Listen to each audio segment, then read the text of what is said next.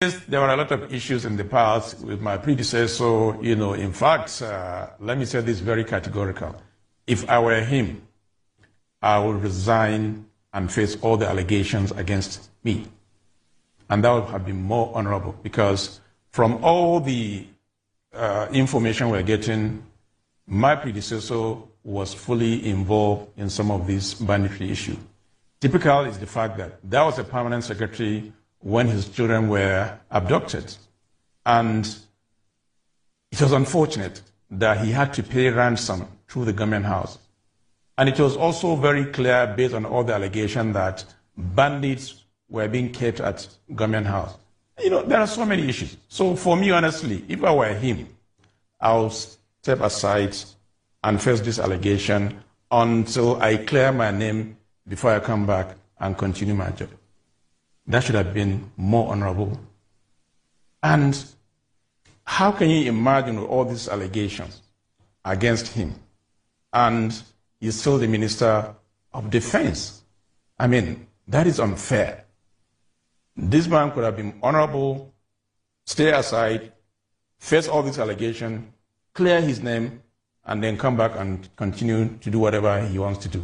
Whether he wants to remain as minister or he wants to do something else, that would have been more honorable as far as I'm concerned. If I'm in that position, believe me, I'll put in my resignation letter. Well, Your Excellency, he has not been nailed by the EFCC, so why do you think he should have been probed before taking up the appointment?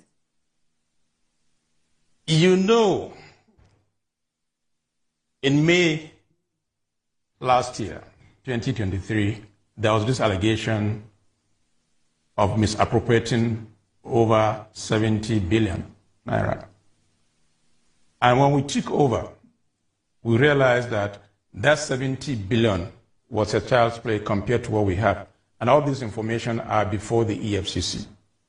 And I wonder how this guy was cleared by the security operatives before he's confirmed as a minister.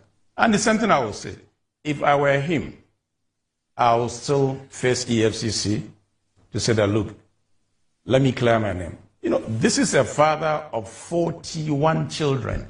For goodness sake, what kind of legacy is he going to leave for his children when you're being accused of misappropriating this amount of money?